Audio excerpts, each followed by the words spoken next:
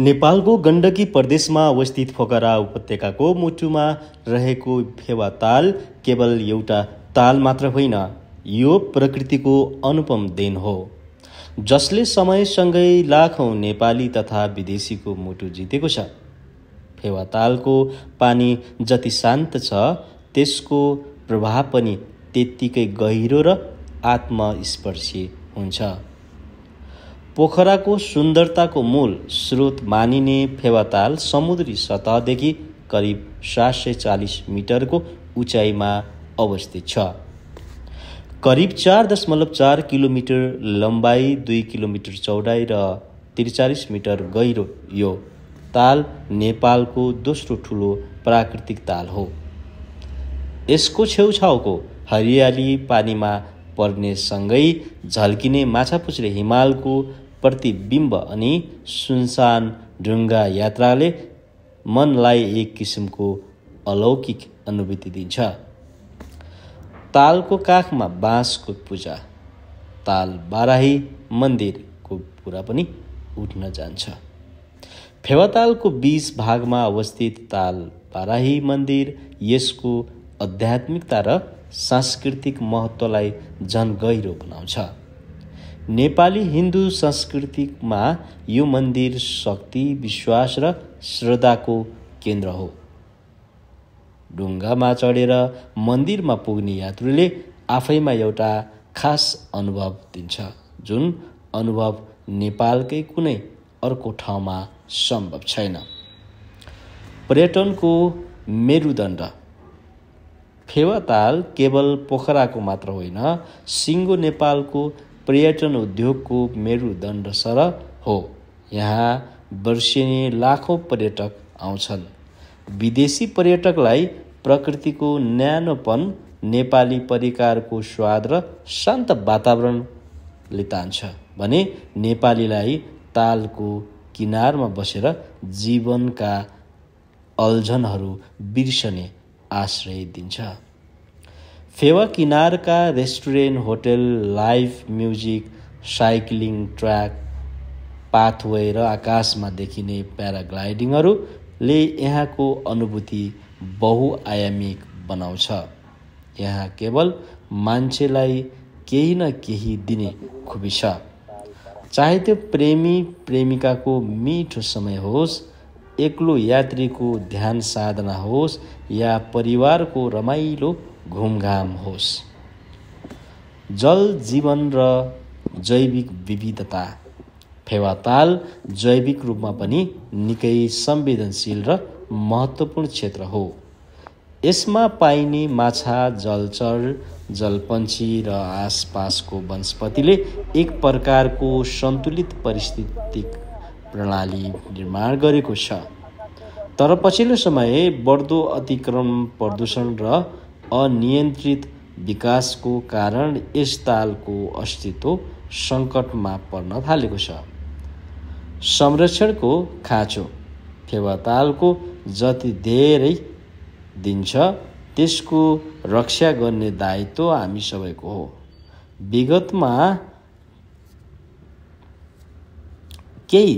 विगतका केही वर्षहरूमा तालको पेटी भरिँदै जानु, पानीको सतह घट्नु र प्लास्टिकको प्रदूषण बढ्नु चिन्ताको विषय बनेको छन्। यदि यति बेला सचेत भई समुचित व्यवस्थापन गरिएन भने फेवाताल भविष्यमा केवल किताब र तस्विरमा सीमित हुन सक्छ। सरकार, स्थानीय तह, पर्यटन व्यवसायी र आम नागरिक बीचको सहकार्य बिना यो बहुआयामिक धरोहर जोगाउन सकिन्न। जैविक विविधता, जल स्रोतको संरक्षण र दिगो पर्यटनको प्रवर्धन गर्नुपर्ने बेला आएको छ। भावनात्मक अन्त्य फेवाताललाई हेर्दा मनमा एउटा मिठो अनुभूति आउँछ, जुन शब्दमा वर्णन गर्न कठिन हुन्छ। त्यो शान्त पानी, त्यो टप्प टिप टिप परेको पानीको आवाज, त्यो झिलमिलाउने झिल्का, त्यो हिमालको प्रतिबिम्ब, मानौ त्यो दृश्यले भन्छ म तिमीलाई सुस्तरी बोलाइरहेको छु, आओ केही समय मेरो काखमा बिताऊ। दर्शकबिन, यो ऐतिहासिक ताल पोखराको फेवातालमा हामी पनि पुगिसकेका छौँ। यात्राको क्रममा गोर्खा हुँदै हामी फेवातालसम्म पुग्न सकेका छौँ र यो हाम्रो इच्छा पनि थियो। हामी यो ठाउँमा पुगेर फेवातालमा रमाइलो गर्दै गरेका दृश्यहरू, फोटाहरू, भिडियोहरू भनौँ सबै बाहिर ल्याउन पाए हुन्थ्यो भन्ने मनमा हुटुटी पनि थियो। त्यो हाम्रो अहिले पुरा भइसकेको छ। मसँग आदरणीय दाई सिपी बन्जारा, त्यसै गरी अस्ट्रेलियाबाट नेपाल आउनुभएका हाम्रा प्रिय मित्र र वरिष्ठ समाजसेवी शिव बन्जारा र हाम्रो गुरुजी हुनुहुन्छ, हामीलाई यहाँसम्म ड्राइभ गरेर ल्याउने हुने, सुरक्षित साथ ड्राइभिङ गर्नुहुने रमेश भाइ लगायतको हाम्रो टोली अहिले फेवातालमा डुङ्गा खियाइरहेका छौँ। यो निकै नौलो अनुभूति हामीलाई महसुस भयो। हामी रमाइलो गरिरहेका छौँ। तपाईँ तस्बिरमा देखिराख्नु भएको छ, म र सँगै हाम्रो शिवजीले डुङ्गा चलाइराख्नु भएको छ। फेवातालको वरिपरिको दृश्यले हाम्रो मन झनै हर्षित बनाएको छ। हरियाली देख्न सक्छौँ। ताल सुनसान छ र विदेशी पर्यटकको घुइँचो लागेको छ। पोखराका होटलहरूमा पनि हामीले हेऱ्यौँ र विदेशी पर्यटकको घुइँचो देख्न सकिन्छ। नेपाल पर्यटकीय हिसाबले एउटा गन्तव्य नै हो। उपयुक्त गन्तव्य, महत्त्वपूर्ण गन्तव्य र विश्वका नागरिकहरूको लागि एउटा आरामदायी र मनोरम दृश्य सँगसँगै फेवातालको आनन्द महसुस गर्न सकिने खालको यो ठाउँको विशेषता छ र जसले विदेशी पर्यटकलाई पनि लोभ्याइरहेको हुन्छ।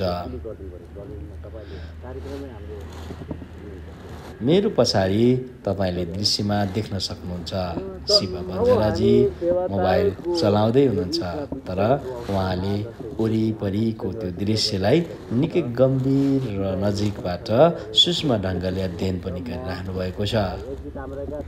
उहाँले पोखरामा आइसकेपछि कोटीहोममा गएर पनि दान गर्नुभएको छ। त्यो कोटीहोममा प्रमुख अतिथिको रूपमा शिव बन्जाराजीको नेतृत्वमा हाम्रो टोली त्यसतर्फ पनि गएको कुरा म तपाईँलाई जानकारी गराउन चाहन्छु। र ताल अत्यन्तै रमणीय, रमाइलो र प्राकृतिक रूपले निकै सम्पन्न देखिन्छ। त्यो ताललाई संरक्षणको खाँचो पनि छ। दर्शकबिन, पर्यटकहरूको घुइँचो देख्दा हामीले नेपालमा यसरी नै पर्यटकीय सम्भावनाहरूलाई प्रचुर मात्रामा बढाउँदै जाने हो र विदेशी पर्यटनलाई अझै भित्र्याउनको लागि नयाँ नयाँ कार्यक्रमहरू ल्याउने हो भने पक्कै पनि हामी पर्यटकको हिसाबले हाम्रो देशले धेरै ठुलो फड्को मार्न सक्छ।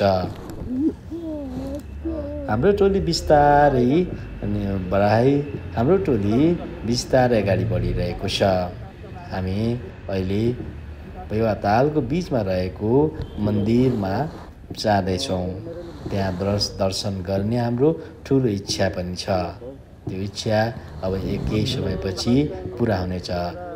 तपाईँले शिवी बन्जारा दाइलाई देख्नुभयो भिडियोमा, उहाँले हात हल्लाइराख्नु भएको छ। उहाँको पनि यो जीवनमै पहिलो यात्रा हो र उहाँ पनि फेवातालमा जुन अनुभूति लिइराख्नु भएको छ, यो नौलो, पहिलो र नयाँ अनुभूति हो भन्दा फरक पर्दैन।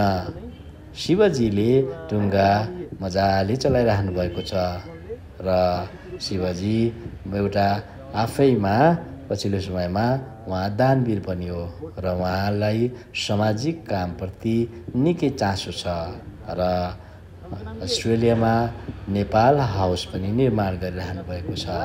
सँगसँगै आफ्नो गोर्खामा पनि उहाँले डुबान क्षेत्रमा पर्न गइरहेको मन्दिरलाई चाहिँ माथि स्थानान्तरण गर्न महत्त्वपूर्ण भूमिका निर्वाह गरिरहनु भएको छ र शिवजीको अनुहारमा पनि निकै खुसी देख्न सक्छौँ। वाउ, यति रमाइलो ठाउँ जहाँ पक्कै पनि हामी एकपटक जीवनमा पुग्नै पर्छ। हामी सबै यो ठाउँमा पुग्नै पर्ने ठाउँ हो।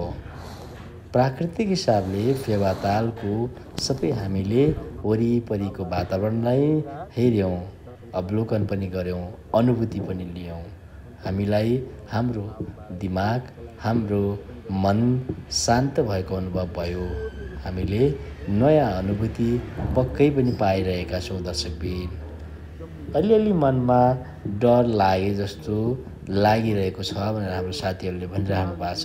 किनभनेदेखि तपाईँलाई थाहा छ फेवातालमा पछिल्लो समयमा ढुङ्गा पल्टिने घटनाहरू पनि घटिरहेका छन्। तर हामी अहिलेसम्म सुरक्षित साथ अगाडि बढिरहेका छौँ दर्शकबिन। हामीलाई त्यो ताल र वरिपरिको वातावरणले हाम्रो मन खिचिरहेको छ। हामीलाई अरू विषयमा सोच्न कुनै किसिमको वातावरण मिलिरहेको छैन। मात्र हामी अहिले फेवातालमाथि रमाइलो गरिरहेका छौँ दर्शकबिन। तपाईँ देख्न सक्नुहुन्छ र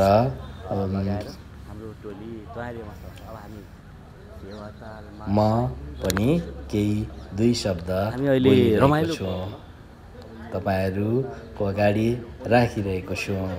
हो दर्शकबिन, र यसो ठाउँमा पुग्नै पर्ने ठाउँ हो। फेवातालमा पुगिसकेपछि तपाईँले एउटा विशेष अनुभव लिन सक्नुहुन्छ। तपाईँलाई हामीले देखाइरहेका छौँ तस्बिरमा। दर्शमान बाबु, अहिले हामी पनि राखिएको छ। यिनै बोट हुन् जुन बोटमा कतिपयले अनुभूति लिइसक्नु भएको छ, कतिपय लिइरहनु भएको छ भनेदेखि ठाउँमा आएर पक्कै लिनुपर्छ भन्ने सोचिसक्नु भएको छ। र यो भिडियो कस्तो लाग्यो, हामीले केही तस्बिरहरू पनि राखिदिएका छौँ। धन्यवाद।